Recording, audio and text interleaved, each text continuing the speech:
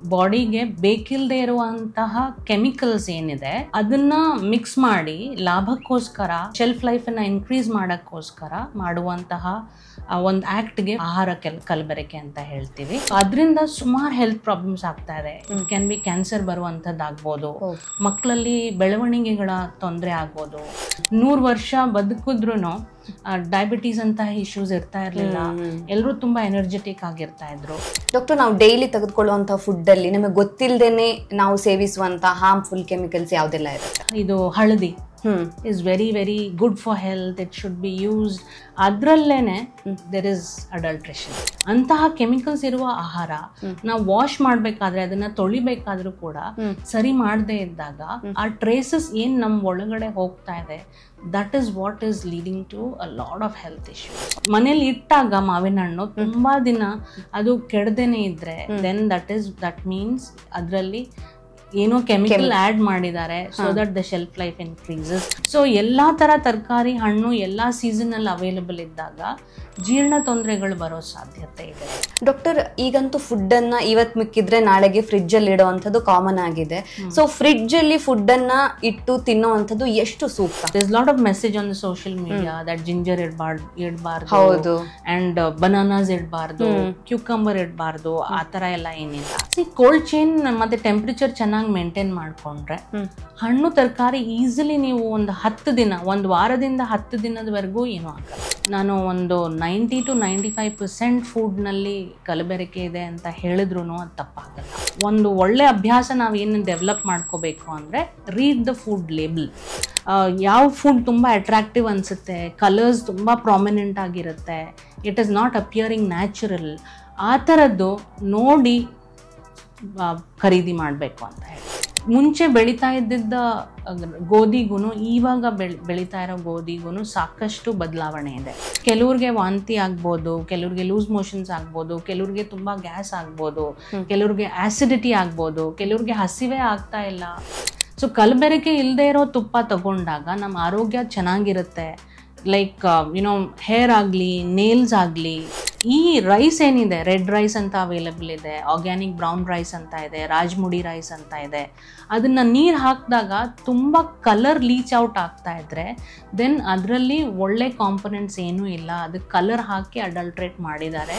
ಈ ಕೊತ್ತಂಬರಿಯನ್ನು ಸರಿ ವಾಶ್ ಮಾಡದೇ ಇದ್ದಾಗ ಅದು ಗ್ರೋ ಆಗೋ ರೀತಿ is like ಆ ಮಣ್ಣಾಗಲಿ, ಆ ಸಾಯಿಲ್ ಆಗಲಿ is very unhygienically maintained. ಅಲ್ಲಿಂದ ತೊಂದರೆಗಳು ಬರುತ್ತೆ. ಜನರು ಲೈಕ್ 8-9 hours ಕೆಲಸ ಮಾಡ್ತಾರೆ, ಟ್ರಾವೆಲ್ಗೆ ಒಂದು ಬೆಳಿಗ್ಗೆ 2 ಗಂಟೆ ಟೈಮ್, ಸಂಜೆ 2 ಗಂಟೆ ಟೈಮ್ ಆ ಥರ ಸ್ಪೆಂಡ್ ಆಗ್ತಾ ಇರೋದ್ರಿಂದ junk food is quick food.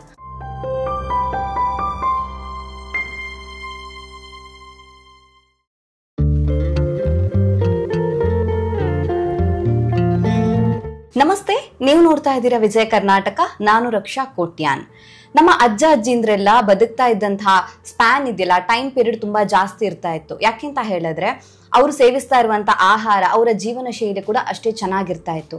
ಆದ್ರೆ ಇವಾಗಂತೂ ನಾವು ನೋಡ್ಬೋದು, ನಮ್ಮ ಲೈಫ್ ಸ್ಟೈಲ್ ಚೇಂಜ್ ಆಗಿದೆ, ನಾವು ಸೇವಿಸುವಂತ ಆಹಾರದಲ್ಲೂ ಕೂಡ ಬದಲಾವಣೆಯಾಗಿದೆ.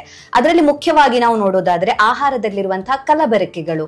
ಅಂದ್ರೆ ನಾವು ದೇಹಕ್ಕೆ ಏನ್ ಬೇಕು ಅಂತ ತೆಗೆದುಕೊಳ್ತೀವೋ ಆಹಾರ, ಅದರಲ್ಲಿ ಇರ್ತಕ್ಕಂತಹ ಬೇಡವಾಗಿರುವಂತಹ ಅಂಶ ನಮ್ಮ ದೇಹವನ್ನ ಸೇರ್ಕೊಳ್ಳುತ್ತೆ. ಹಾಗಿದ್ರೆ ಈ ಆಹಾರದ ಕಲಬೆರಕೆಯನ್ನು ನಾವು ಪತ್ತೆ ಹಚ್ಚುವಂತದ್ದು ಯಾವ ರೀತಿಯಾಗಿ, ಇದರಿಂದ ನಮ್ಮ ದೇಹಕ್ಕೆ ಯಾವೆಲ್ಲ ಎಫೆಕ್ಟ್ ಇದೆ, ಹೆಲ್ತ್ ಇಶ್ಯೂಸ್ ಯಾವ್ದೆಲ್ಲ ಬರುತ್ತೆ ಅನ್ನೋದ್ರ ಬಗ್ಗೆ ಹೆಚ್ಚಿನ ಮಾಹಿತಿನ ತಿಳಿಸ್ಕೊಡೋದಕ್ಕೆ ಇವತ್ತು ನಮ್ ಜೊತೆ ಇದ್ದಾರೆ doctor Sandhya Singh S, HOD and chief clinical dietitian, Apollo hospital, Bannerghatta road, Bangalore. Doctor, ಕಾರ್ಯಕ್ರಮಕ್ಕೆ ಸ್ವಾಗತ. ಥ್ಯಾಂಕ್ ಯು ರಕ್ಷಾ ಅವರೇ. ಡಾಕ್ಟರ್, ಈಗ ನಾವು ದಿನನಿತ್ಯ ನೋಡೋದಾದ್ರೆ ನಾವು ಸೇವಿಸುವಂತ ಪ್ರತಿಯೊಂದು ಆಹಾರದಲ್ಲೂ ಕಂಪೇರ್ ಟು ದೋಸ್ ಡೇಸ್ ಇವಾಗ ನೋಡ್ಬೋದು, ಪ್ರತಿಯೊಂದು ಆಹಾರದಲ್ಲೂ ಕೂಡ ಕಲಬೆರಕೆ ಅನ್ನುವಂಥದ್ದು ನಮಗೆ ಗೊತ್ತಿಲ್ಲದೆ ನಾವು ಅದನ್ನ ಸೇವಿಸ್ತಾ ಹೋಗ್ತೀವಿ. ಸೊ ಬೇಸಿಕಲಿ ಈ ಆಹಾರದ ಕಲಬೆರಕೆ ಅಂತ ಹೇಳಿದ್ರೆ ಏನು, ಇದ್ರ ಬಗ್ಗೆ ತಿಳಿಸ್ಕೊಡಿ. ಆಹಾರದ ಕಲಬೆರಕೆ ಅಂದ್ರೆ ನಮ್ಮ ಬಾಡಿಗೆ ಬೇಕಿಲ್ಲದೆ ಇರುವಂತಹ ಕೆಮಿಕಲ್ಸ್ ಏನಿದೆ ಅದನ್ನ ಮಿಕ್ಸ್ ಮಾಡಿ ಲಾಭಕ್ಕೋಸ್ಕರ ಮತ್ತೆ ಶೆಲ್ಫ್ ಲೈಫನ್ನು ಇನ್ಕ್ರೀಸ್ ಮಾಡೋಕ್ಕೋಸ್ಕರ ಮಾಡುವಂತಹ ಒಂದು ಆ್ಯಕ್ಟ್ಗೆ ಫುಡ್ ಅಡಲ್ಟ್ರೇಷನ್, ಆಹಾರ ಕಲಬೆರಕೆ ಅಂತ ಹೇಳ್ತೀವಿ.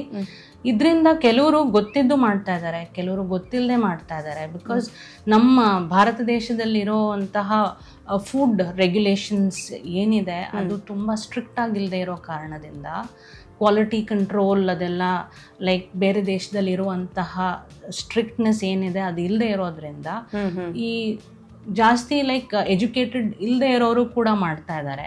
ಹಾಗಾಗಿ ಅದರಿಂದ ಆಗುವಂತಹ ಆರೋಗ್ಯ ಪರಿಣಾಮಗಳ ಬಗ್ಗೆ ಅವ್ರಿಗೆ ಗೊತ್ತಿರಲ್ಲ. ಅಂಡ್ ಕನ್ಸ್ಯೂಮರ್ಸ್ ಅಂದ್ರೆ ನಾವುಗಳು ಆಹಾರನ ಏನು ಪರ್ಚೇಸ್ ಮಾಡಿ we are cooking and eating it, ಅದು ಕೂಡ ಲೈಕ್ ವಿ ಡೋಂಟ್ ನೋ ಏನೇನು ಆಗುತ್ತೆ, ಏನು ಹಾಕಿದ್ದಾರೆ ಕೆಮಿಕಲ್ಸ್ ಅಂತ.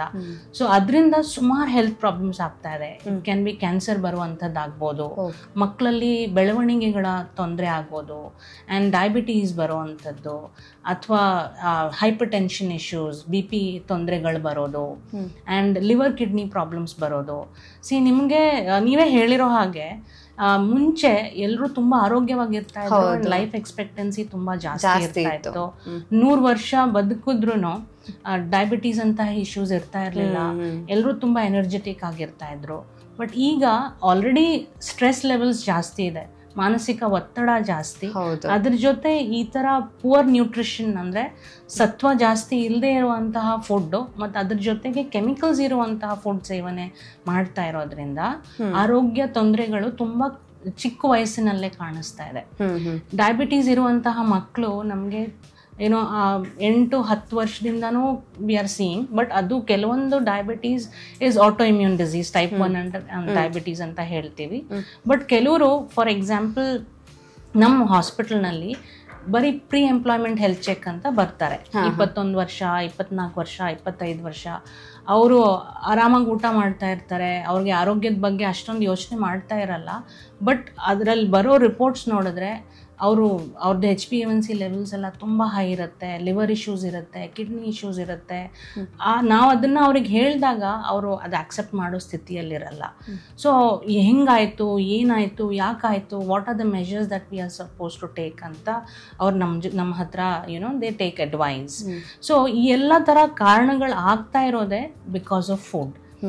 ಊಟ, ಆಹಾರ ಚೆನ್ನಾಗಿರೋದನ್ನ, ಒಳ್ಳೆ ಸತ್ವ ಇರೋದನ್ನ ನಾವು ಕನ್ಸ್ಯೂಮ್ ಮಾಡಿದ್ರೆ ನಮ್ಮ ಆರೋಗ್ಯ ಚೆನ್ನಾಗಿರುತ್ತೆ.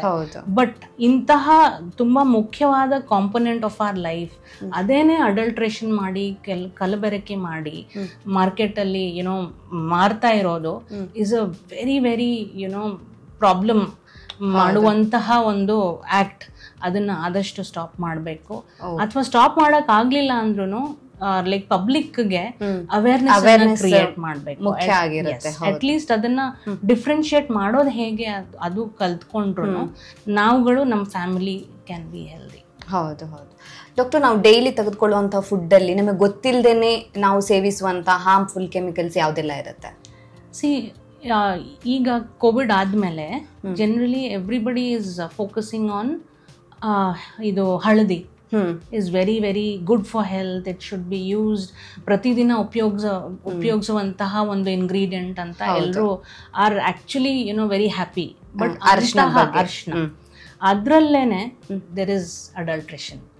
ಸೊ ಆ ಕ್ವಾಂಟಿಟಿಯನ್ನ ಇನ್ಕ್ರೀಸ್ ಮಾಡಕ್ಕೆ, ಕಲರ್ ತುಂಬಾ ಅಟ್ರಾಕ್ಟಿವ್ ಆಗಿ ಕಾಣಲಿ ಅಂತ ಅದರಲ್ಲಿ ಲೆಡ್ ಕ್ರೋಮೇಟ್ ಅಂತಹ ಒಂದು ಕೆಮಿಕಲ್ ಆ್ಯಡ್ ಮಾಡ್ತಾರೆ.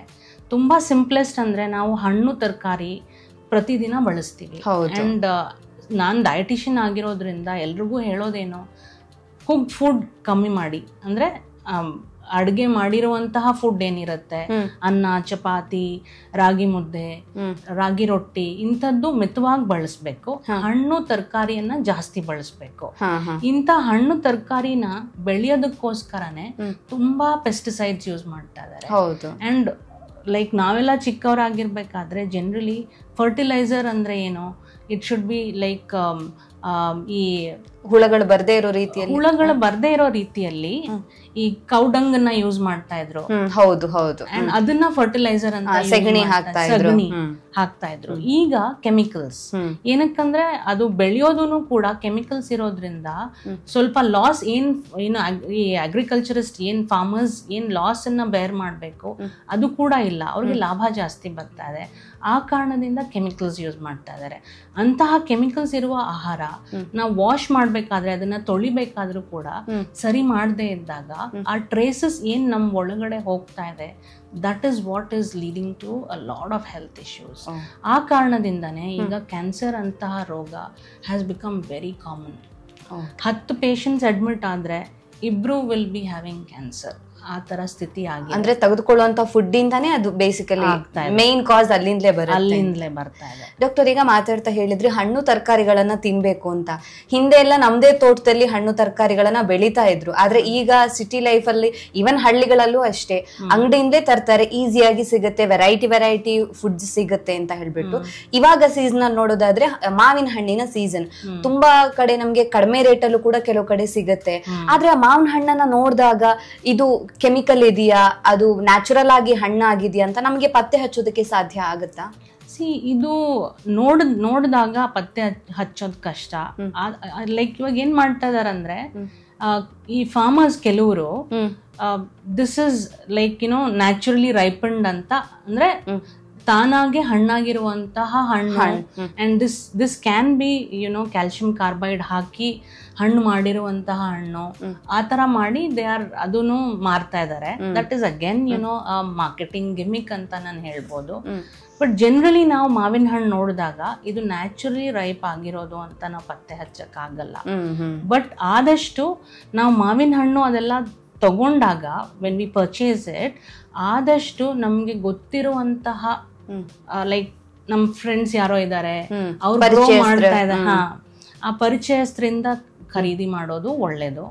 ಅಂಡ್ ಮನೇಲಿ ಇಟ್ಟಾಗ ಮಾವಿನ ಹಣ್ಣು ತುಂಬಾ ದಿನ ಅದು ಕೆಡದೇನೆ ಇದ್ರೆ ದಟ್ ಮೀನ್ಸ್ ಅದರಲ್ಲಿ ಏನೋ ಕೆಮಿಕಲ್ ಆಡ್ ಮಾಡಿದ್ದಾರೆ, so that the shelf life increases.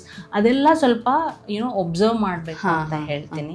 ಯಾಕಂದ್ರೆ ಈ ನ್ಯಾಚುರಲಿ ಹಣ್ಣಾಗಿಲ್ದೇ ಇರೋ ಅಂತಹ ಹಣ್ಣಿನಲ್ಲಿ ನ್ಯೂಟ್ರಿಷನಲ್ ಕಾಂಪೊನೆಂಟ್ಸ್ ಏನಿರುತ್ತೆ ಅದೆಲ್ಲಾನು ಇದ್ರೂನು, ಹಣ್ಣಲ್ಲಿ ಎಲ್ಲಾ ಸತ್ವ ಎಲ್ಲಾ ತತ್ವ ಇದ್ರೂನು it is not absorbed by the body. ನಮ್ಗೆ ಏನ್ ಬೇಕು, ವೈಟಮಿನ್ ಸಿ ಇರುತ್ತೆ, ಅದರಲ್ಲಿರುವಂತಹ ವೈಟಮಿನ್ಸ್ ಅಂಡ್ ಮಿನರಲ್ಸ್ ಏನಿರುತ್ತೆ, ನಮ್ಮ ಬಾಡಿ ಅದನ್ನ ಅಬ್ಸಾರ್ಬ್ ಮಾಡದೇ ಇರುವಂತಹ ಒಂದು ಇನ್ಹಿಬಿಷನ್ ಅನ್ನ ಕ್ರಿಯೇಟ್ ಮಾಡುತ್ತೆ. ಅಂಡ್ ಈ ಕ್ಯಾಲ್ಸಿಯಂ ಕಾರ್ಬೈಡ್ ಹಣ್ಣನ್ನ ರೈಪನ್ ಮಾಡಕ್ಕೆ ಹಾಕುವಂತಹ ಈ ಕೆಮಿಕಲ್ ಒಂದು ಗ್ಯಾಸ್ ಅನ್ನ ಉತ್ಪತ್ತಿ ಮಾಡುತ್ತೆ. ಆ ಗ್ಯಾಸ್ ಇಸ್ ಕ್ರಿಯೇಟಿಂಗ್ ವಾರ್ಮ್ತ್, ಅಂದ್ರೆ ಅದು ಬಿಸಿ ಇದು ಒಂದು ಎನ್ವಿರಾನ್ಮೆಂಟ್ ಕ್ರಿಯೇಟ್ ಮಾಡುತ್ತೆ. ಬಿಕಾಸ್ ಆಫ್ ದಟ್ ಅದು ಹಣ್ಣಾಗ್ತಾ ಇರೋದು. ಆ ಗ್ಯಾಸ್ ಅಗೇನ್ ಸರಿಯಾಗಿ ವಾಶ್ ಮಾಡದೇ ಇದ್ದಾಗ, ನಾವು ಹಣ್ಣನ್ನ ಪೀಲ್ ಮಾಡದೆ ತಗೊಂಡಾಗ ಮಾವಿನ ಹಣ್ಣು, this is actually leading to a lot of issues. ಯಾಕಂದ್ರೆ ಆ ಗ್ಯಾಸ್ ಮತ್ತೆ ಆ ಪೌಡರ್ ಏನ್ ಸಿಂಪಡಿಸ್ತಾರೆ ಅದು is getting into our system. So simple is like nutritive value ಏನಿದೆ ನಮ್ಮ ಬಾಡಿಗೆ ಸಿಗ್ತಾ ಇಲ್ಲ. ಅದಲ್ದೇನೆ ರೆಸ್ಪಿರೇಟರಿ ಇಶ್ಯೂಸ್ ಆಗ್ಬೋದು, ಕ್ಯಾನ್ಸರ್ ಬರ್ಬೋದು, ಕೆಲವರಿಗೆ ಲೂಸ್ ಮೋಷನ್ಸ್ ಅಂತಹ ಗ್ಯಾಸ್ಟ್ರೋ ಇಂಟೆಸ್ಟೈನಲ್ ಇಶ್ಯೂಸ್ ಆಗ್ಬೋದು. ಸೊ ದೇರ್ ಆರ್ ಒಬ್ಬೊಬ್ಬರಿಗೆ the reaction on their body is different. ಅವರ ದೇಹಕ್ಕೆ ತಕ್ಕನಾಗೆ ಆ ರೀತಿಯಾದಂತಹ ರಿಯಾಕ್ಷನ್ಸ್ ಆಗುತ್ತೆ. ಕೆಲವರು ಎವ್ರಿ ಬಾಡಿ ಇಸ್ ಡಿಫರೆಂಟ್ ಅಲ್ಲ, ಸೆನ್ಸಿಟಿವಿಟಿ ಇಸ್ ಡಿಫರೆಂಟ್. ಕೆಲವ್ರಿಗೆ ರೆಸಿಸ್ಟೆನ್ಸ್ ಕಮ್ಮಿ ಇರುತ್ತೆ, ಅವ್ರಿಗೆ ತುಂಬಾ ಬೇಗ ಅದು ರಿಯಾಕ್ಷನ್ ಆಗುತ್ತೆ.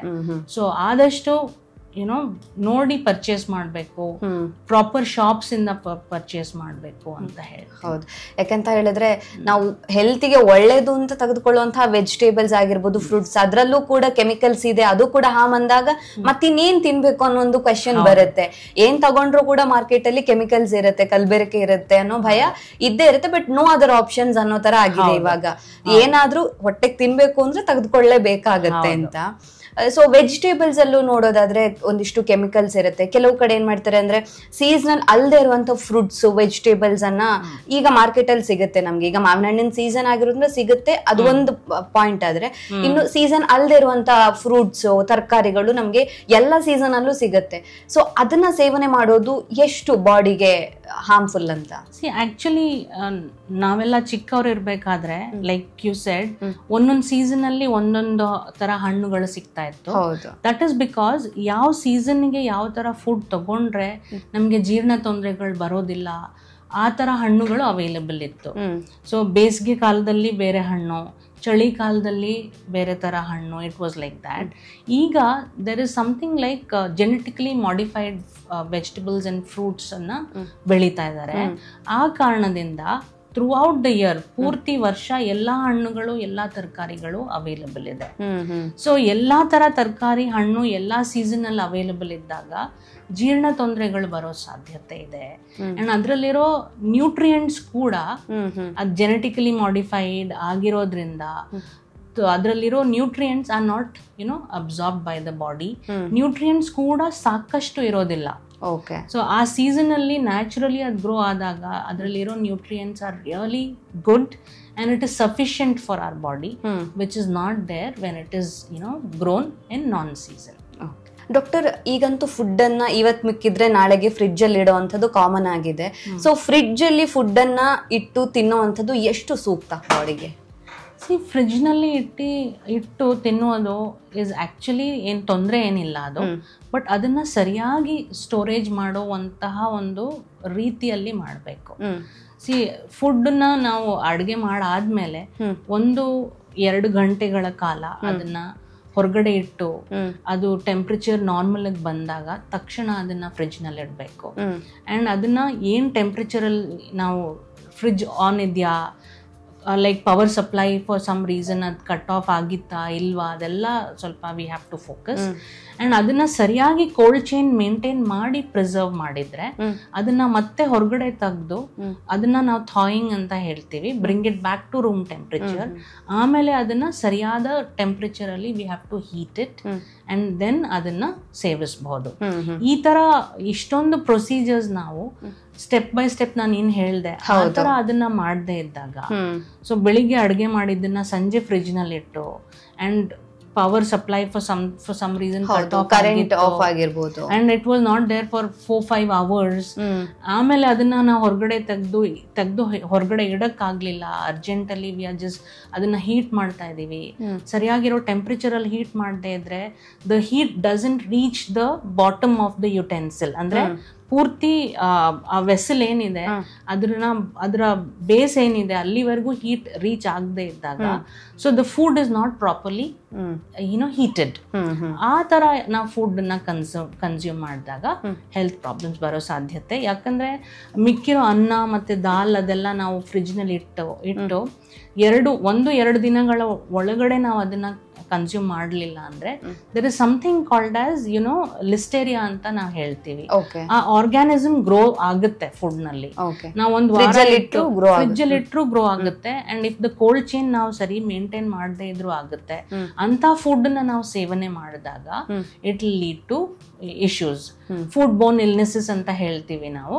That is causing loose motions ಆಗೋದು, ವಾಮಿಟಿಂಗ್ ಆಗೋದು. And if the intensity of this infection is really bad, it can lead to a lot of issues like stomach infection, peritonitis ಅಂತ ಹೇಳ್ತೀವಿ. ಅಂಡ್ ಈ ಸಿಂಪಲ್ ಫುಡ್ ಈ ತರ food consume ಮಾಡೋದ್ರಿಂದ they can be major complications. ಕೆಲವರು ಏನೇ food ಇದ್ರೂ ಕೂಡ ಮನೆಯಲ್ಲಿ ಕಿಚನ್ ಅಲ್ಲಿ ಏನೇ ಉಳಿದ್ರು ಕೂಡ ಎಲ್ಲಾನು ಫ್ರಿಡ್ಜ್ ಅಲ್ಲಿ ಇಡ್ತಾರೆ. ಬಟ್ ಫ್ರಿಡ್ಜ್ ಅಲ್ಲಿ ಇಂಥ ಫುಡ್ ಅನ್ನ ಇಡಬೇಕು ಇಡಬಾರ್ದು ಆ ತರ ಏನಾದ್ರು ಇದೆಯಾ? ರಾ ವೆಜಿಟೇಬಲ್ಸ್ ಆರಾಮಾಗಿ ಇಡ್ಬೋದು. ಎನಿಥಿಂಗ್ ದಟ್ ಇಸ್ ಕುಕ್ಡ್, ಆ ತರ ನೀವು like generally there are a lot of there's a lot of message on the social media that ginger idbardu and bananas idbardu, cucumber idbardu, ಆ ತರ ಎಲ್ಲ ಏನಿಲ್ಲ. if it is preserved like stored properly ಅದರಿಂದ ಏನು ತೊಂದರೆ ಇಲ್ಲ. But fruits and vegetables or raw vegetables and fruits, ಅದರಿಂದ ಏನು ತೊಂದರೆ ಆಗಲ್ಲ. ಬಿಕಾಸ್ ಅದನ್ನು ನಾವು ಹೊರಗಡೆ ತೆಗೆದು ಪೀಲ್ ಮಾಡಿ we are washing it properly and we are cooking it. ತೊಂದರೆ ಆಗೋದಂದ್ರೆ ಕುಕ್ಡ್ ಫುಡ್ ಇಟ್ಟಾಗ, ಆ ಥರ ಇಟ್ಟಾಗ. ಎಸ್. ಸೊ ಒಂದು ಕಾನ್ಸೆಪ್ಟ್ ಇದೆ, that is first in first out, FIFO ಅಂತ ಹೇಳ್ತೀವಿ ನಾವು. ಸೊ ನಾವು ಫುಡ್ನ ಒಳಗಡೆ ಇಡಬೇಕಾದ್ರೆ ಇದು there is a small technique of labeling the food. Like for example, ಇವತ್ತು ನಾನು ಅದನ್ನು ಫ್ರಿಜ್ನಲ್ಲಿ ಇಡ್ತಾ ಇದ್ದೀನಿ ಅಂದರೆ ಜಸ್ಟ್ ಒಂದು ಸ್ಮಾಲ್ ಲೇಬಲ್ ಥರ ಮಾಡ್ಬೋದು. ಸೇ June 5th ಅಂತ ಹಾಕಿ ಇಟ್ಬಿಟ್ಟು I will no that I should use this before 2 days. 7th 8th ಒಳಗಡೆ ನಾನು ಅದನ್ನ ಯೂಸ್ ಮಾಡಬೇಕು ಅಂತ. ಜನರಲಿ ಮನೇಲಿ ಒಬ್ರು ಇಬ್ರು ಇದ್ದಾಗ and if one lady is handling food then it is okay. But ಕೆಲವು ಸತಿ ಮನೇಲಿ ತುಂಬಾ ಜನ ಇರ್ತಾರೆ, 5-6 ಜನ ಇರ್ತಾರೆ. Every time the lady is like not serving the food. ಆ ಥರ ಇದ್ದಾಗ this system of labelling the food with the date which says this is best to be consumed before this date, ಆ ಥರ ಬರೆದ್ಬಿಟ್ಟು ಅದನ್ನ ಯೂಸ್ ಮಾಡಿದ್ರೆ ರೆಫ್ರಿಜಿರೇಟೆಡ್ food ಇಂದ ಏನೂ ತೊಂದರೆ ಆಗಲ್ಲ. ಸೊ ಈಗಿನ ಲೈಕ್ ತುಂಬಾ ಎಲ್ಲರೂ ಮನೇಲಿ ಕೆಲಸ ಮಾಡ್ತಾ ಇರ್ತಾರೆ, ಹೊರಗಡೆ ವರ್ಕ್ ಮಾಡ್ತಾ ಇರ್ತಾರೆ. ಸೊ ಫ್ರೆಶ್ ಫುಡ್ ಕಾನ್ಸೆಪ್ಟ್ ಏನಿತ್ತು when we were all children, ಆ ಕಾನ್ಸೆಪ್ಟ್ ಇಸ್ ಸ್ವಲ್ಪ ತೊಂದರೆ ಆಗತ್ತೆ because of the lifestyle that we are following. ಹಾಗಿರುವಾಗ this kind of storing the food at home, ಅದನ್ನ ನಾವು ಪ್ರಾಕ್ಟೀಸ್ ಮಾಡ್ಕೊಂಡ್ರೆ ಮನೆಯಲ್ಲಿ ಮಕ್ಳಿಗೂ ಅಂಡ್ ಎಲ್ಡರ್ಲಿ ಪೀಪಲ್ ಯಾರು ಇರ್ತಾರೆ ಅವ್ರಿಗೂ ಎಲ್ರಿಗೂ it is benefit, health benefits ಇರುತ್ತೆ. ತೊಂದರೆ ಅಟ್ಲೀಸ್ಟ್ ತೊಂದರೆಗಳಾಗೋದೆ. ಈಗ ಒಂದು ಹಣ್ಣು ಅಥವಾ ತರಕಾರಿಯನ್ನ ಎಷ್ಟು ದಿನ ಇಡಬಹುದು ಹೆಚ್ಚು ಅಂದರೆ ಫ್ರಿಜ್ ಅಲ್ಲಿ? ಕೋಲ್ಡ್ ಚೈನ್ ಮತ್ತೆ ಟೆಂಪರೇಚರ್ ಚೆನ್ನಾಗಿ ಮೇಂಟೈನ್ ಮಾಡ್ಕೊಂಡ್ರೆ ಹಣ್ಣು ತರಕಾರಿ ಈಸಿಲಿ ನೀವು ಒಂದು 10 ದಿನ, ಒಂದು ವಾರದಿಂದ 10 ದಿನದವರೆಗೂ ಏನೂ ಆಗಲ್ಲ. ಏನು ಎಫೆಕ್ಟ್ ಆಗಲ್ಲ, ಏನೂ ಆಗಲ್ಲ. ಕೆಲವೊಂದ್ಸತಿ ಅದು ತರಕಾರಿನ ಇಟ್ಬಿಟ್ಟು ಮರ್ತೋಗ್ಬಿಡ್ತೀವಿ ನಾವು, ಅಂಡ್ ಅದು ಡ್ರೈ ಆಗಿರುತ್ತೆ, ಒಣಗೋಗಿರುತ್ತೆ ಫುಲ್. ಆ ಟೈಮಲ್ಲಿ ಅದ್ರಲ್ಲಿ ಏನು ನ್ಯೂಟ್ರಿಷನ್ ಇರಲ್ಲ. ಸೊ ಅದನ್ನ ಯೂಸ್ ಮಾಡಬಾರ್ದು. But if it is good, ಅದ್ರ ಬಣ್ಣ ಚೆನ್ನಾಗಿದೆ, ಮಾಯಿಶ್ಚರ್ ಚೆನ್ನಾಗಿದೆ ಅಂತ ಕಾಣಿಸ್ತಾ ಇದೆ ಅಂತ ಅಂದ್ರೆ it can be used. Raw fruits and vegetables ಏನು ತೊಂದರೆ ಇಲ್ಲ. ಓಕೆ ಡಾಕ್ಟರ್, ಈಗ ನಮ್ಮ ದೈನಂದಿನ ಜೀವನದಲ್ಲಿ ಕಲಬೆರಕೆ ಅನ್ನುವಂಥದ್ದು ಎಷ್ಟು ಬೆರೆತು ಹೋಗಿದೆ? ಯಾಕಂದ್ರೆ ನಾವು ಗೊತ್ತಿಲ್ಲದೆ, ಆಗ್ಲೇ ಹೇಳ್ದಾಗೆ ಗೊತ್ತಿಲ್ಲದೆ ಫುಡ್ ಅನ್ನ ತೆಗೆದುಕೊಳ್ತಾ ಇರ್ತೀವಿ. ಅದರಲ್ಲಿ ಆಬ್ವಿಯಸ್ಲಿ ಇದ್ದೇ ಇರುತ್ತೆ. ಒಂದು ಟೀ ಕುಡಿದ್ರು ಇರುತ್ತೆ, ಸಮ್ಟೈಮ್ಸ್ ಹೇಳಕ್ಕಾಗಲ್ಲ, ನೀರು ಕುಡಿದ್ರು ಅದರಲ್ಲೂ ಕೂಡ ಒಂದಿಷ್ಟು ಬೇಡವಾಗಿರುವಂತ ಅಂಶಗಳಿರ್ಬೋದು. ಸೊ ಎಷ್ಟು ಆ ರೀತಿ ಬೆರೆತು ಹೋಗಿದೆ, ಇದ್ರ ಬಗ್ಗೆ ಹೇಳೋದಾದ್ರೆ? ಕಲಬೆರಕೆ ಈಗ ಎಲ್ಲ ಫುಡ್ನಲ್ಲೂ ಇದೆ.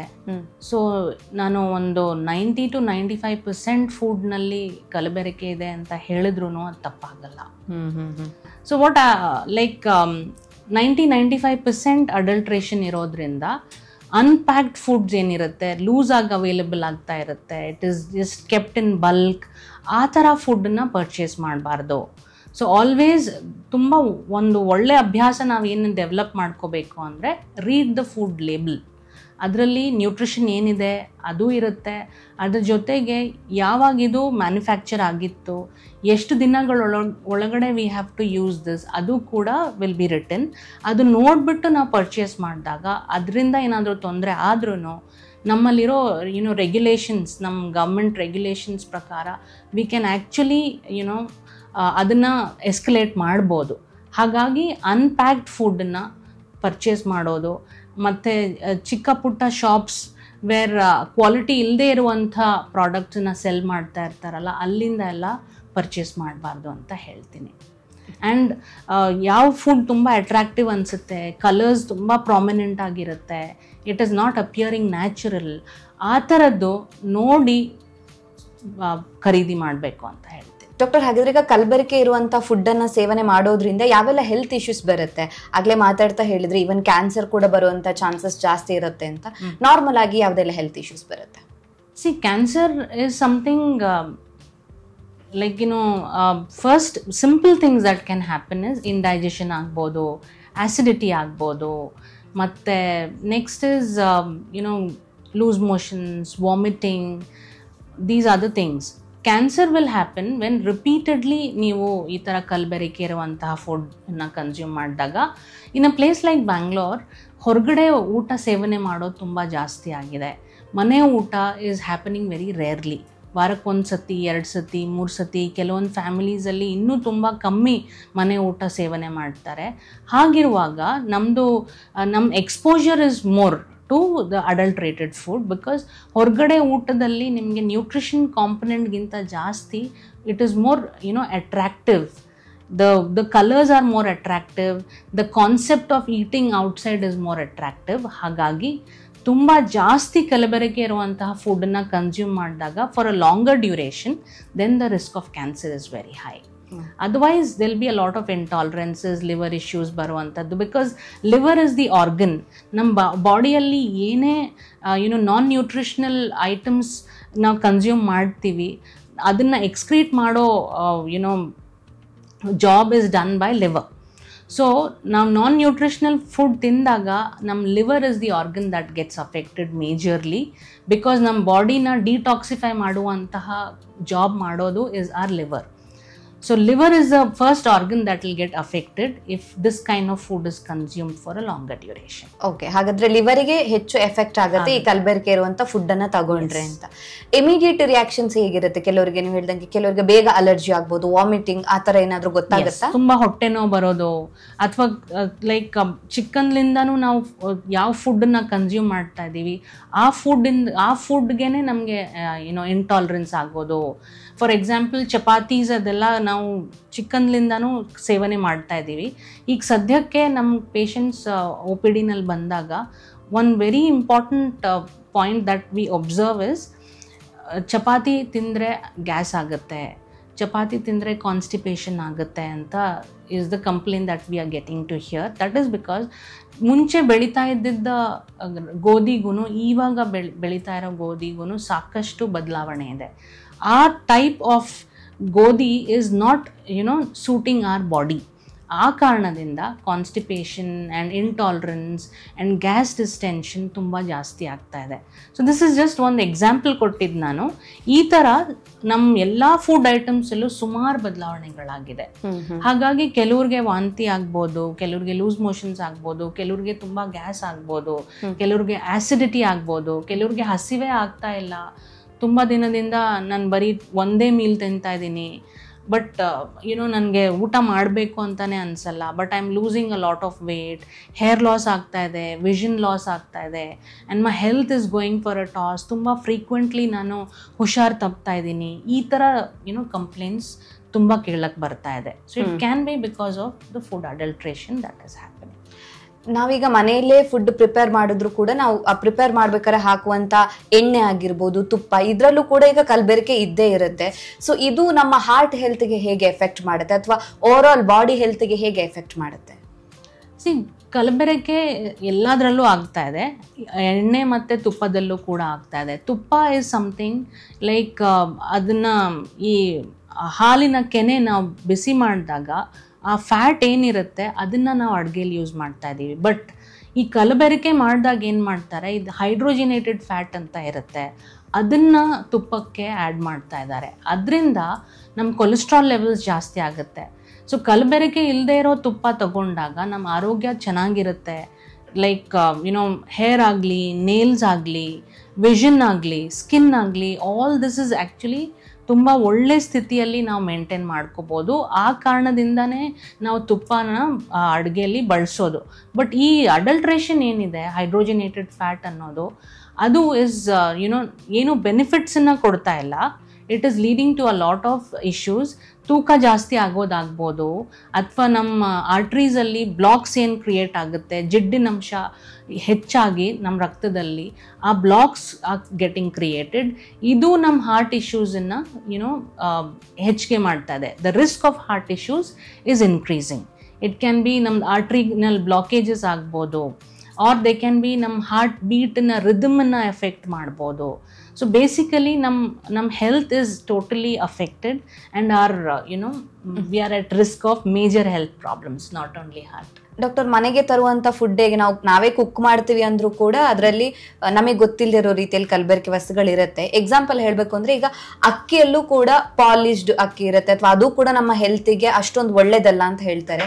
ಸೊ ನಾವು ತಂದಿರುವಂತಹ ಅಕ್ಕಿ ಅಥವಾ ನಾವು ಸೇವಿಸುವಂತಹ ಆ ಅಕ್ಕಿ ಏನಿದೆ ಅನ್ನ ಮಾಡುವಂಥದ್ದು, ಸೊ ಅದು ಎಷ್ಟು ಚೆನ್ನಾಗಿದೆ ಅಥವಾ ಅದರಲ್ಲಿ ಕಲಬೆರಕೆ ಇದೆಯಾ ಇಲ್ವಾ ಅನ್ನೋದನ್ನ ಫೈಂಡ್ ಔಟ್ ಮಾಡೋದಕ್ಕೆ ಸಾಧ್ಯ ಆಗುತ್ತಾ ನಮ್ಗೆ? ಕಲಬೆರಕೆ ನಮ್ಗೆ ಆಗಲ್ಲ. ದಟ್ ಇಸ್ ಬಿಕಾಸ್ ಎಲ್ಲ ಅಕ್ಕಿನೂ ಒಂದೇ ತರ ಕಾಣುತ್ತೆ. ಬಟ್ ಅದನ್ನ ನಾವು ವಾಶ್ ಮಾಡ್ಬೇಕಾದ್ರೆ ಅದರಲ್ಲಿ ಆ ನೀರೇನಿದೆ ಅದ್ರ ಕಲರ್ ನೋಡ್ಬೇಕು.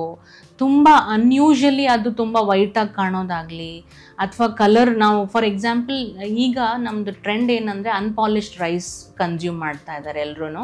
ಆರೋಗ್ಯಕ್ಕೆ ಒಳ್ಳೇದು, ಅದರಲ್ಲಿರೋ fibre is actually good for health. ಅದು ನಮ್ಗೆ ತುಂಬಾ ಹಸಿವನ್ನ ಕೊಡೋದಿಲ್ಲ. It is keeping us full for a longer duration ಅನ್ನೋ ಕಾರಣದಿಂದ. ಬಟ್ ಈ ರೈಸ್ ಏನಿದೆ, ರೆಡ್ ರೈಸ್ ಅಂತ ಅವೈಲಬಲ್ ಇದೆ, ಆರ್ಗ್ಯಾನಿಕ್ ಬ್ರೌನ್ ರೈಸ್ ಅಂತ ಇದೆ, ರಾಜ್ಮುಡಿ ರೈಸ್ ಅಂತ ಇದೆ. ಅದನ್ನ ನೀರು ಹಾಕಿದಾಗ ತುಂಬ ಕಲರ್ ಲೀಚ್ ಔಟ್ ಆಗ್ತಾ ಇದ್ರೆ ದೆನ್ ಅದರಲ್ಲಿ ಒಳ್ಳೆ ಕಾಂಪೊನೆಂಟ್ಸ್ ಏನೂ ಇಲ್ಲ, ಅದಕ್ಕೆ ಕಲರ್ ಹಾಕಿ ಅಡಲ್ಟ್ರೇಟ್ ಮಾಡಿದ್ದಾರೆ ಅನ್ನೋದನ್ನ ನಾವು ಒಬ್ಸರ್ವ್ ಮಾಡಬೇಕಾಗತ್ತೆ. ಸೊ ಅದರ್ವೈಸ್ ಅದರಲ್ಲಿ ನಿಮಗೆ ಅಡಲ್ಟ್ರೇಟೆಡ್ ಅಂತಾನೆ ನೋಡಿ ನಾವು ಅಡಲ್ಟ್ರೇಷನ್ ಇಲ್ಲದೆ ಇರೋದನ್ನೇ ನಾವು ಖರೀದಿ ಮಾಡ್ತೀವಿ ಅಂತ ಮಾಡೋಕ್ಕಾಗೋದಿಲ್ಲ. But we should be ಒಬ್ಸರ್ವೆಂಟ್.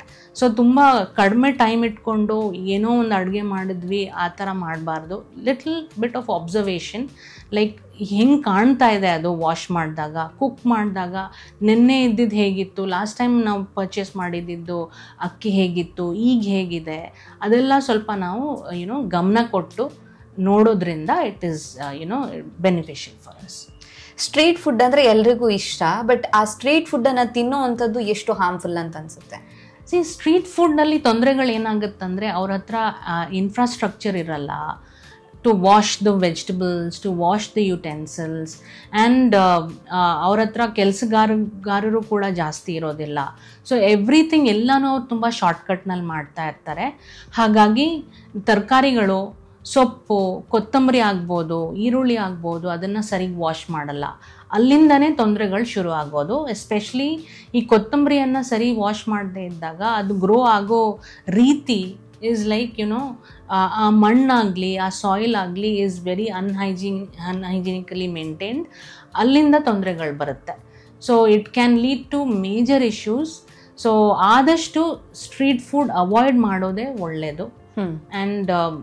And ಆದಷ್ಟು ಹಸಿ ಅನ್ಕುಕ್ಡ್ ಇಂಗ್ರೀಡಿಯೆಂಟ್ಸ್ ಏನಿರುತ್ತೆ ಅಂಥದ್ದನ್ನು ಬಳಸಿರುವಂತಹ ಫುಡ್ ಐಟಮ್ಸನ್ನು ಅವಾಯ್ಡ್ ಮಾಡೋದು is a very good way of saving ourselves from ill health. Junk food ತಿಂದ್ರೆ ನಮ್ಮ ಹೆಲ್ತಿಗೆ ಒಳ್ಳೇದಲ್ಲ ಅಂತ ಎಲ್ರಿಗೂ ಗೊತ್ತಿರುತ್ತೆ. ಅವರು ಎಜುಕೇಟೆಡ್ ಆಗಿದ್ರು ಗೊತ್ತಿರುತ್ತೆ, ಅಥವಾ ಎಜುಕೇಶನ್ ಇಲ್ಲದೆ ಇದ್ರು ಕೂಡ ಅವ್ರಿಗೆ ಆಬ್ವಿಯಸ್ಲಿ ಗೊತ್ತಿರುತ್ತೆ. ಹಾಗಿದ್ರು ಕೂಡ ಅದನ್ನ ತಿಂತಾರೆ. ಸೊ ನಮ್ಮ ಮೈಂಡ್ ಸೆಟ್ ಯಾವ ರೀತಿಯಾಗಿ ಬದಲಾಗ್ತಾ ಇದೆ ಡಾಕ್ಟರ್? ಅಂದ್ರೆ ಹೆಲ್ತಿಗೆ ಅದು ಎಫೆಕ್ಟ್ ಅಂತ ಗೊತ್ತಿದ್ರು ಕೂಡ ಅದನ್ನ ತಿಂತಾರೆ ಅಂತ ಹೇಳಿದ್ರೆ? ದಟ್ ಈಸ್ ಬಿಕಾಸ್ ಬ್ಯಾಂಗ್ಳೂರ್ ಅಂತಹ ಜಾಗದಲ್ಲಿ ಜನರು ಲೈಕ್ 8-9 hours ಕೆಲಸ ಮಾಡ್ತಾರೆ. ಟ್ರಾವೆಲ್ಗೆ ಒಂದು ಬೆಳಿಗ್ಗೆ 2 ಗಂಟೆ ಟೈಮ್, ಸಂಜೆ 2 ಗಂಟೆ ಟೈಮ್ ಆ ಥರ ಸ್ಪೆಂಡ್ ಆಗ್ತಾ ಇರೋದ್ರಿಂದ junk food is quick food. ತುಂಬ ಹಸಿವಾದಾಗ ಅಡುಗೆ ಮಾಡಿ ನಾವು ಊಟ ಮಾಡೋಕ್ಕೆ ಸಮಯ ಇಲ್ಲದೆ ಇರ್ಬೋದು ಆ ಕಾರಣದಿಂದ. ಆ್ಯಂಡ್ ಮಾನಸಿಕ ಒತ್ತಡ ಇಸ್ ಸಮಥಿಂಗ್ ವಿಚ್ ಇಸ್ ಎಲ್ಲರೂ all of us are living with that. ಹಾಗಿರಬೇಕಾದ್ರೆ ನಮ್ಮ ಮೆದುಳಿಗೆ ಶುಗರ್ ಸಪ್ಲೈ ಇಲ್ಲದೆ ಇದ್ದಾಗ ಆ ವೀಕ್ನೆಸ್ ಏನು ಎಕ್ಸ್ಪೀರಿಯನ್ಸ್ ಮಾಡ್ತೀವಿ ಅದು ಕರೆಕ್ಟ್ ಮಾಡೋಕ್ಕೆ ಈ ಹೈ ಕ್ಯಾಲರಿ ಫುಡ್ ಏನಿದೆ ದಟ್ ಈಸ್ ಜಂಕ್ ಫುಡ್, ಅದರಲ್ಲಿ ಸಕ್ಕರೆ ಅಂಶ ಆಗ್ಬೋದು, ಉಪ್ಪು ಆಗ್ಬೋದು, ಫ್ಯಾಟ್ ಆಗ್ಬೋದು, ತುಂಬ ಜಾಸ್ತಿ ಪ್ರಮಾಣದಲ್ಲಿರುತ್ತೆ. And it is easily available. ಆ ಕಾರಣದಿಂದ everybody will get attracted to junk food.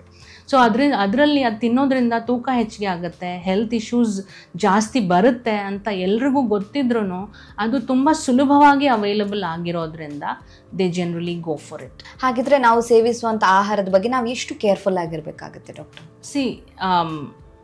ಎಷ್ಟು ಅಂತ ಅಂದರೆ ನಾವು ಆ್ಯಕ್ಚುಲಿ ಕೆಲಸ ಮಾಡಿ ದುಡ್ದು ಅರ್ನ್ ಮಾಡ್ತಾ ಇರೋದೇ ಇಸ್ ಫಾರ್ ಗುಡ್ ಹೆಲ್ತ್. ಹೌದು. ಸೊ 100% ನಾವು ಅದನ್ನು ಇಂಪಾರ್ಟೆನ್ಸ್ ಕೊಡಬೇಕಾಗತ್ತೆ. ಬಿಕಾಸ್ ನಮ್ಮ ಆರೋಗ್ಯ ಇಸ್ ಡಿಪೆಂಡೆಂಟ್ ಆನ್ ನಾವು ಏನು ಊಟ ಮಾಡ್ತಾ ಇದ್ದೀವಿ, ನಮ್ಮ ಲೈಫ್ ಸ್ಟೈಲ್ ಹೇಗೆ ಲೀಡ್ ಮಾಡ್ತಾ ಇದ್ದೀವಿ ಅದ್ರ ಬೇಸಿಸ್ ಮೇಲೆ. So anything that we eat, anything that we drink, everything ನೀವು ಇದು ತಿನ್ಬೋದಾ, ಇದು ತಿನ್ನೋವಂತಹ ಸ್ಥಿತಿಯಲ್ಲಿದೆಯಾ, ಈಗ ನಾನು ಆರ್ಡರ್ ಮಾಡ್ತಾ ಇರೋ ಜಾಗದಿಂದ ನಾನು ತೊಗೊಂಡ್ರೆ ನಂಗೆ ಆರೋಗ್ಯ ತೊಂದರೆಗಳು ಬರೋದಿಲ್ವಾ, ಅದೆಲ್ಲ ಯೋಚನೆ ಮಾಡಿ we should focus and buy ಫುಡ್ಗೆ. ಡಾಕ್ಟರ್, ಈಗ ಒಬ್ಬ ಪರ್ಸನ್ಗೆ ಅವ್ನು ತಿಂದಿರುವಂತ ಫುಡ್ಡಿಂದಲೇ ಈ ತರ ಹೆಲ್ತ್ ಇಶ್ಯೂಸ್ ಆಗಿದೆ ಅಥವಾ ಫುಡ್ ಇನ್ಫೆಕ್ಷನ್ ಆಗಿರೋದ್ರಿಂದ ಹೆಲ್ತ್ ಇಶ್ಯೂಸ್ ಬರ್ತಾ ಇದೆ ಅಂತ ನಿಮ್ಗೆ ಹೇಗ್ ಗೊತ್ತಾಗುತ್ತೆ? ಅಂದ್ರೆ ಟೆಸ್ಟ್ ಏನಾದ್ರು ಮಾಡ್ತೀರಾ? ಸ್ಪೆಸಿಫಿಕ್ ಟೆಸ್ಟ್ ಏನು ಇರೋದಿಲ್ಲ. ಆ ಪೇಷಂಟ್ಸ್ ಅಲ್ಲಿರೋವಂತಹ ಸಿಂಪ್ಟಮ್ಸ್ ಲೈಕ್ ತುಂಬ ಹೊಟ್ಟೆ ನೋವು ಆಗಲಿ, ವಾಮಿಟಿಂಗ್ ಆಗ್ತಾ ಇದೆ, ಲೂಸ್ ಮೋಷನ್ಸ್ ಆಗ್ತಾ ಇದೆ ಅಂತ ಅವ್ರು ಬಂದಾಗ ಫಸ್ಟ್ ಇಸ್ ಫಿಸಿಕಲ್ ಎಕ್ಸಾಮಿನೇಷನ್ ಮಾಡಿ ಹಿಸ್ಟ್ರಿ ತಗೊಂಡಾಗ, ಸೊ ಈ ಥರ ಊಟ ಹೊರಗಡೆ ಊಟ ಮಾಡಿದ್ರೆ is the first thing we ask. ಅದರಿಂದಾನೇ ನಮಗೆ ಸುಮಾರು ಗೊತ್ತಾಗುತ್ತೆ ಏನು ಫುಡ್ ತಿಂದಿದ್ರಿ, ವಾಮಿಟ್ ಆದಾಗ ಫುಡ್ ಇತ್ತಾ, ಫುಡ್ ಪಾರ್ಟಿಕಲ್ಸ್ ಇತ್ತಾ, ಅಥವಾ ಇಟ್ ವಾಸ್ ಓನ್ಲಿ ನೀರೇ ಇತ್ತಾ ಅಂತ ಅದೆಲ್ಲ ಕೇಳಿದಾಗ ಸುಮಾರು ಗೊತ್ತಾಗುತ್ತೆ. ಅದಾದ್ಮೇಲೆ ಸ್ಟೂಲ್ ಎಕ್ಸಾಮಿನೇಷನ್ ಟೆಸ್ಟ್ ಮಾಡಿಸ್ಬೋದು, ಯೂರಿನ್ ಎಕ್ಸಾಮಿನೇಷನ್ ಮಾಡಿಸ್ಬೋದು ಅಂಡ್ ಬ್ಲಡ್ ಇನ್ವೆಸ್ಟಿಗೇಷನ್ಸ್. ಸೊ ಇದು ಟೆಂಪರರಿಲಿ ಆಗಿರುವಂತಹ ಪ್ರಾಬ್ಲಮ್ ಅಥವಾ ರಿಪೀಟೆಡ್ಲಿ ಹೊರಗಡೆ ಊಟ ತಿಂದು ಆಗಿದ್ಯಾ ಅಂತ ಈ ಬ್ಲಡ್ ಇನ್ವೆಸ್ಟಿಗೇಷನ್ಸ್ ನೋಡಿದಾಗ ನಮಗೆ ಗೊತ್ತಾಗುತ್ತೆ. ಓಕೆ ಡಾಕ್ಟರ್, ಹಾಗಿದ್ರೆ ಕೊನೆಯದಾಗಿ ಏನು ಹೇಳಕ್ಕೆ ಇಷ್ಟಪಡ್ತೀರಾ? ಕೊನೆಯದಾಗಿ ನಾನು ಏನು ಹೇಳೋದೇನೆಂದರೆ, ನಮ್ಮ ಆರೋಗ್ಯ ಇಸ್ ಡಿಪೆಂಡೆಂಟ್ ಆನ್ ನಾವು ಏನು ಊಟ ಮಾಡ್ತೀವಿ, ನಮ್ಮ ಲೈಫ್ ಸ್ಟೈಲ್ ಹೇಗಿದೆ, ನಮ್ಮದು ಸ್ಲೀಪ್ ಪ್ಯಾಟರ್ನ್ ಹೇಗಿದೆ, ನಾವು ಎಷ್ಟು ಗಂಟೆ ಟೈಮ್ ಮಲಗ್ತಾ ಇದ್ದೀವಿ, all that matters. So it's very important. ನಾವು ಟೈಮಿಗೆ ಸರಿಯಾಗಿ ಆಹಾರ ಸೇವನೆ ಮಾಡಬೇಕು. ಆದಷ್ಟು ಮನೆಯಲ್ಲಿ ಕುಕ್ ಮಾಡಿರುವಂತಹ ಫುಡ್ಡನ್ನು ಸೇವನೆ ಮಾಡಬೇಕು. ಅಥವಾ ಹೊರಗಡೆ ತಿನ್ನುವಂತಹ ಪರಿಸ್ಥಿತಿ ಇದ್ದಾಗ ನಮಗೆ ಆರೋಗ್ಯಕ್ಕೆ ಸರಿ ಹೋಗುವಂತಹ ಫುಡ್ಡನ್ನು ತಿನ್ನಬೇಕು ಅಂತ ಹೇಳ್ತೀನಿ. ಆ್ಯಂಡ್ ಆದಷ್ಟು ಲೈಕ್ ಮೀಲ್ಸನ್ನ ಸ್ಕಿಪ್ ಮಾಡೋದು, ಜಂಕ್ ಫುಡ್ಡನ್ನು ತಗೊಳ್ಳೋದು, ಹಸಿ ತರಕಾರಿ ಮತ್ತು ಅನ್ಕುಕ್ಡ್ ಫುಡ್ ರೋಡ್ ಸೈಡ್ ವೆಂಡರ್ಸಿಂದ ತಗೊಳ್ಳೋದು ಅದನ್ನು ಅವಾಯ್ಡ್ ಮಾಡಬೇಕು.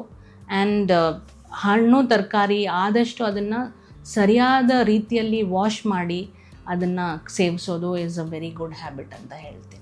Okay, thank you so much doctor. ನಮ್ಮ ಇವತ್ತಿನ ಕಾರ್ಯಕ್ರಮದಲ್ಲಿ ಆಹಾರದಲ್ಲಿ ಕಲಬೆರಕೆ ಆದಾಗ ಅದು ನಮ್ಮ ದೇಹಕ್ಕೆ ಎಷ್ಟು ಎಫೆಕ್ಟ್ ಅನ್ನ ಮಾಡುತ್ತೆ, ನಾವು ತೆಗೆದುಕೊಳ್ಳುವಂಥ ಫುಡ್ಡನ್ನು ಹೇಗೆ ನೋಡಿ ತೆಗೆದುಕೊಳ್ಬೇಕು, ಅದ್ರ ಬಗ್ಗೆ ಎಷ್ಟು ಜಾಗೃತಿ ವಹಿಸಬೇಕು ಅನ್ನೋದ್ರ ಬಗ್ಗೆ ಹೆಚ್ಚಿನ ಮಾಹಿತಿಯನ್ನು ತಿಳಿಸ್ಕೊಟ್ಟಿದ್ದೀರಾ. Thank you so much. Thank you. ನೋಡಿದ್ರಲ್ವಾ, ನಮ್ಮ ಇವತ್ತಿನ ಕಾರ್ಯಕ್ರಮದಲ್ಲಿ ಆಹಾರದ ಕಲಬೆರಕೆಯ ಬಗ್ಗೆ ಡಾಕ್ಟರ್ ನಮಗೆ ಹೆಚ್ಚಿನ ಮಾಹಿತಿಯನ್ನ ತಿಳಿಸ್ಕೊಟ್ಟಿದ್ದಾರೆ. ಆರೋಗ್ಯಕ್ಕೆ ಸಂಬಂಧಿಸಿದಂತ ಹೆಚ್ಚಿನ ವಿಡಿಯೋಗಳನ್ನ ನಮ್ಮ ವಿಜಯ ಕರ್ನಾಟಕ ಹೆಲ್ತ್ ಪೇಜ್ ನಲ್ಲಿ ನೀವು ನೋಡಬಹುದು.